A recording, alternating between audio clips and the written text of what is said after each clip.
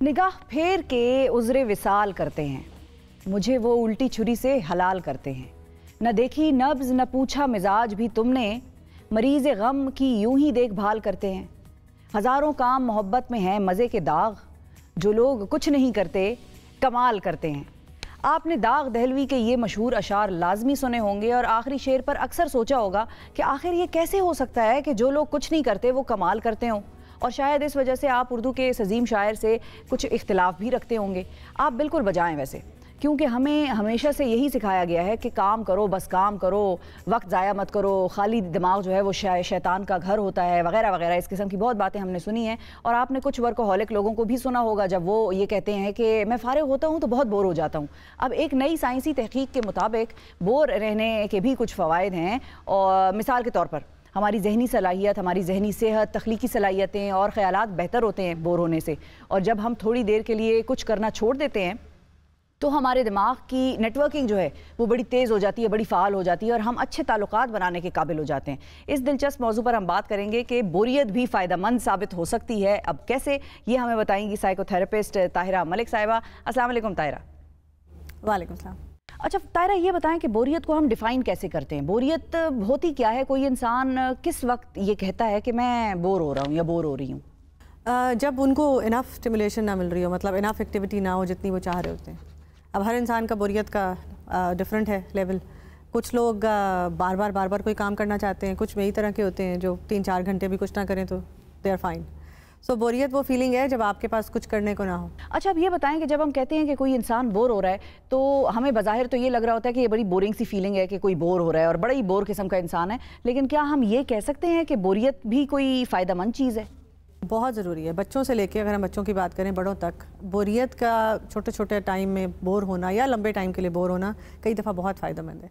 अब लेकिन क्या हुआ है बदकिस्मती से कि दुनिया ऐसी हो गई है और एक्टिविटीज़ इतनी ज़्यादा हो गई हैं, क्या वो स्क्रीन है, चाहे वो टीवी पे चीज़ें हैं या वो दोस्तों के साथ आना जाना बाहर, कि हमारे पास बोरियत होने का टाइम नहीं है बोर होने का। और जब बोर होते हैं तो उसको कुछ नेगेटिव देखा जाता है। लेकिन रिसर्च से साबित हुआ है, अगर हम बच्चों से स्टार्ट करें, कि जो बच्चे थोड़ी देर बोर हों और कह रहे हो हमें कुछ करने को नहीं है, कुछ करने को नहीं है, तो थोड़ी देर के बाद अगर माँ बाप उनको एक्टिविटीज़ नहीं देते तो वो खुद ब खुद कुछ ना कुछ सोचने लगते हैं, जिससे बच्चे की क्रिएटिविटी बढ़ती। तो बच्चा कहता है अब मैं क्या करूँ, अब मैं क्या करूँ। माँ बाप परेशान होकर उसको एक से एक बाद एक खिलौना, एक के बाद एक एक्टिविटी देना शुरू हो जाते हैं। तो लेकिन जब वो बोर होगा और हम उसे कुछ नहीं देंगे तो खुद ब खुद उसका दिमाग ये सोचेगा कि मैं अपने आप को कैसे एंटरटेन कर सकता हूँ, और उससे दिमाग की क्रिएटिविटी जनरली भी बढ़ेगी ज़िंदगी में आगे जाके। तो जो बच्चे बोर होते आए हैं ज़िंदगी में वो ज़्यादा आगे जाके इंटेलिजेंट और क्रिएटिव होते हैं। इसके अलावा एक और जो बहुत बड़ा फ़ायदा है, बच्चे को ये अंदाज़ा होगा कि हालात हर वक्त आइडियल नहीं होते। तो जिन बच्चों को माँ बाप बोर नहीं होने देते, वो ये नहीं सीखते कि हर वक्त हालात मेरे मुताबिक नहीं चलेंगे और कभी मैं लेस दैन आइडियल हालात में भी रह सकूँगा। ये बहुत फ़ायदा है। इसी तरह बच्चों का जो फोकस है, जो माँ बाप बहुत आते हैं हमारे पास लेके बच्चों को कि जी इसकी तवज्जो एक चीज़ पे नहीं रहती है, ये 10 मिनट के बाद इधर उधर देखना शुरू हो जाता है। फिर यही बात साबित हुई रिसर्च से कि जो बच्चे बोर होते हैं, थोड़ा टाइम ऐसा आता है जब आप उन्हें कोई एक्टिविटी नहीं देते हैं, उन बच्चों का तवज्जो का फोकस ज़्यादा बढ़ जाता है, उनको प्रैक्टिस हो जाती है फोकस करने की। आप देखें ना, जब टीवी पे आप देखें तो थोड़ी देर के इश्तिहारात तेज़ चलें तो आपका दिमाग भी उस तरह ही चलने लगता है। तो इसी तरह बच्चों को फोकस के लिए बहुत ज़रूरी है। अच्छा, बहुत सारे बच्चे ऐसे होते हैं कि जब वो बोर हो जाते हैं और आप उन्हें कुछ ना दें तो वो रोने लगते हैं, तो उन बच्चों के साथ फिर क्या करें? उसका सादा सा मशवरा है मेरा, बहुत सिंपल, उनको रोने दें। कभी आपने देखा कि बच्चा कोई सारा दिन सारी रात रोता रहो? हर बच्चे का देखिए रोने का एंड होने का एक जैसे थ्रेशोल्ड कहते हैं ना, बर्दाश्त का लेवल है। अक्सर उनकी बर्दाश्त का लेवल माँ बाप के बर्दाश्त के लेवल से ज़्यादा होता है। तो हम पहले थक जाते हैं और बच्चे को ये 1 या 2 दिनों में पता चल चुका होता है। बच्चा आपसे ज़्यादा तेज़ होता है ना, सर्वाइवल करना है उसने इस दुनिया में। तो वो पता चल जाता है कि अब मेरे बाप का लेवल इतना है, मैं इतना रोऊंगा या इतना गला फाड़ूंगा तो वो मुझे कुछ ना कुछ दे देंगे। अनफॉर्चुनेटली पनिशमेंट भी दे देंगे जो भी, लेकिन कुछ हो जाएगा, हालात चेंज हो जाएंगे मेरे। तो वो ना करने दें, रोने दें उनको। सही। अच्छा, अब रोने दें अगर, तो अब तो बच्चे ने सीख लिया है कि जब मैं रोऊंगा तो मुझे कुछ ना कुछ तो मिलेगा। तो हम बच्चे का रोना बर्दाश्त कर लेंगे, बच्चा भी अपना रोना बर्दाश्त कर लेगा, लेकिन घर वाले अब बहुत सारे ऐसे लोग हैं जो रोना बर्दाश्त नहीं करेंगे। इसके लिए मुझे लगता है कि घर वालों से बैठ के बात करनी चाहिए क्योंकि हमारे बच्चों ने यही देख लिया, आप बिल्कुल ठीक कह रहे हैं कि देख लिया है कि आपका जॉइंट फैमिली है तो अभी दादी मुझे संभाल लेंगी, नानी मुझे संभाल लेंगी, नाना मुझे संभाल लेंगे। लेकिन अगर ये अगेन बात है, बहुत रिसर्चेज हो रही हैं रिसेंटली भी बोरियत के ऊपर, स्पेशली ये कोविड के दिनों में ना बहुत रिसर्चेज हुई, क्योंकि बहुत लोग घर पे थे, बोर हो रहे थे। फिर उन्होंने बहुत इसके रिजल्ट्स भी अभी शाया हुए हैं कि ये कि जो एडल्ट्स भी, मैं और आप भी, जो लोग बोर थोड़ी देर अपने दिमाग को आप रेस्ट देते हैं ना, तो वो आपके लिए आगे बहुत फ़ायदेमंद है। तो बच्चे के लिए भी ऐसे ही फ़ायदेमंद है। अगर हम बड़ों पे आएँ तो जो रिचार्जिंग है ना, जैसे बैटरी चार्ज होती है, तो बोरियत के टाइम पे आपकी बैटरी चार्ज हो रही होती है, रिचार्ज हो रही होती है। अच्छा ठीक है। अच्छा लेकिन जब हम सो रहे होते हैं तो क्या उस वक्त भी हमारा दिमाग जो है वो रिचार्ज हो रहा होता है? तो बाज़ औक़ात कुछ भी ना करना भी बेहतर है, इसका मतलब ये हुआ कि दिमाग ऐसे भी रिचार्ज हो जाता है कुछ ना भी कर रहे हो तो? बिल्कुल है, और बल्कि कई दफ़ा ये उससे बेहतर है, क्योंकि स्लीप में भी कहते हैं ना, जब वो ख्वाब आ रहे हैं और चीज़ें आ रही हैं, स्लीप में ब्रेन छुट्टी नहीं करता कभी भी। पूरी छुट्टी हमारे दिमाग की कभी भी नहीं होती, चाहे वो बोरियत है चाहे वो नींद है, वो काम तो करता रहता है।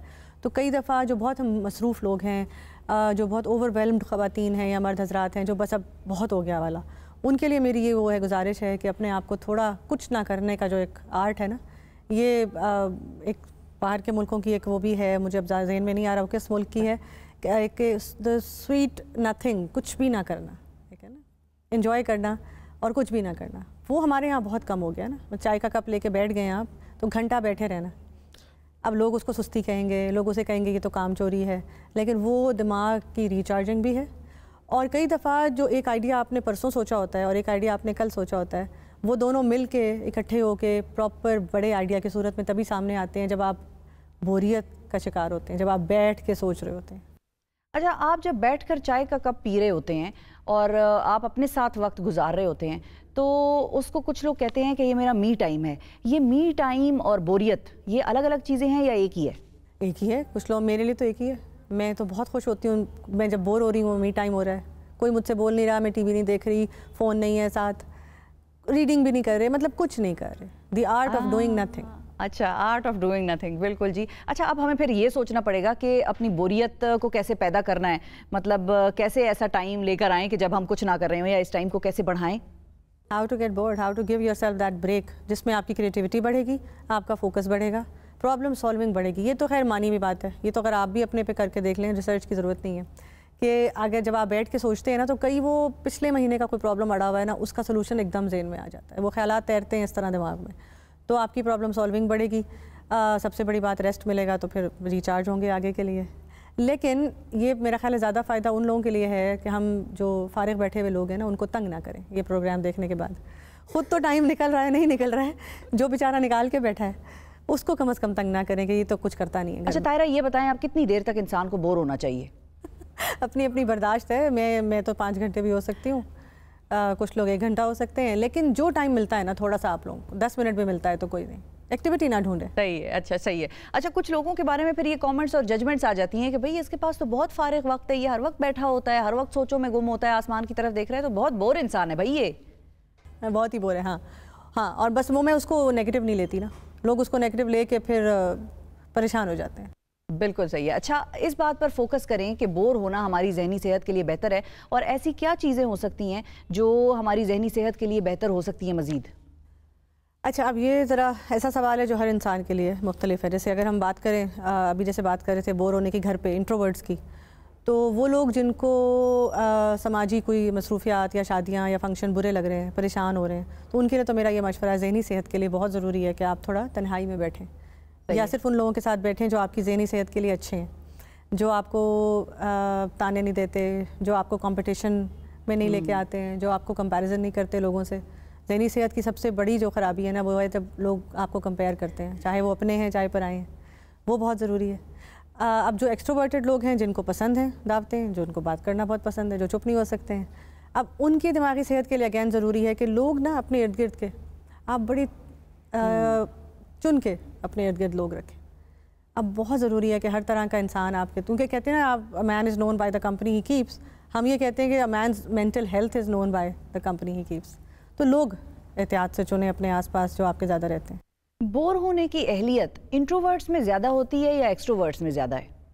इंट्रोवर्ट्स में ज़्यादा होती है ना। देखें, बड़ा एक आसान तरीका है, एक्सट्रोवर्ट जो है वो अपनी एनर्जी लेता है लोगों से बात करके और बाहर जाके और लोगों से मिल के। इंट्रोवर्ट की एनर्जी डिप्लीट होती है, ज़ाया होती है लोगों से बात करके। और वो अपनी एनर्जी लेता है अकेले बैठ के, बोर होके। तो introverts are always happy in their happy place. अच्छा, ये नहीं कि उनको दोस्त पसंद नहीं है या उनके दोस्त नहीं होते। इंट्रोवर्ट और शाय में फ़र्क है। इंट्रोवर्ट्स के दोस्त होते हैं लेकिन वो करीबी होते हैं, थोड़े से होते हैं, और लेकिन जब वो थक जाते हैं तो वो ये कहते हैं यार अब मैं थोड़ा अकेला बैठना चाहता हूँ। एक्सट्रोवर्ट जब थक जाता है तो कहता है यार दोस्तों से मिल के आता हूँ। अच्छा, हमारे यहाँ बहुत सी मिथ्स पाई जाती हैं नाजरीन, और आज एक मिथ तो कम से कम बस्ट हुई कि बोर होना कोई बुरी बात नहीं है। ऐसा ही है? बोर होना बहुत अच्छी बात है। अपने बच्चों को और अपने आप को बोर होने दें।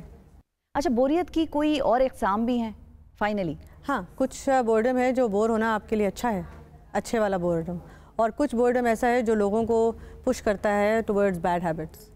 आप देखा होगा कि कुछ जो हमारे यंगस्टर्स हैं, जब उनके पास कुछ करने को नहीं होता तो वो खुदा न खास्ता गलत आदतों की तरफ चले जाते हैं। वो कुछ ऐसी चीज़ों में पड़ जाते हैं जो नहीं पढ़ना चाहिए, तो बजाय वो उसको अच्छी तरह यूज़ करने के टाइम को बुरी तरह करने लगते हैं। तो ये सिर्फ क्लैरिटी इसलिए ज़रूरी है कि जो माँ बाप देख रहे हैं या जो लोग देख रहे हैं, वो कुछ लोग ये भी कहेंगे ना कि हमारा तो बच्चा जब फारिग बैठता है तो वो तो शैतान का वो होता है ना, फारिग दिमाग। तो वो वाला बैड बोर्डम है। अगर आप उस तरह की तरफ आदतों की तरफ जा रहे हैं ख़ुद भी, तो वो आपके लिए बोर्डम अच्छा नहीं है। फिर आप ये नहीं कह सकते कि मैं तो देखो रिचार्ज हो रहा हूँ। गुड बोर्डम वो है जो कि पहली बात, जैसे आपने पहले भी बात की थी, कि जो आपने चूज़ किया हो टाइम, स्पेशली आइडियली कि जी ये शाम का एक टाइम घंटा 2 है, या संडे को जैसे पूरा संडे मैं बोर होऊंगा, या मैं कुछ ज़रूरी नहीं कि एक्टिविटी ढूंढूं, वो बहुत अच्छा है।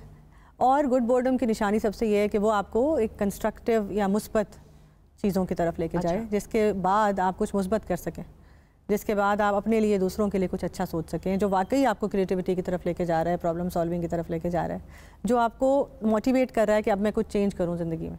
वो बोर्डम जो आपको मोटिवेट ही नहीं कर रहा है, आपको हिम्मत ही नहीं दिला रहा है कुछ अच्छा करने की, वो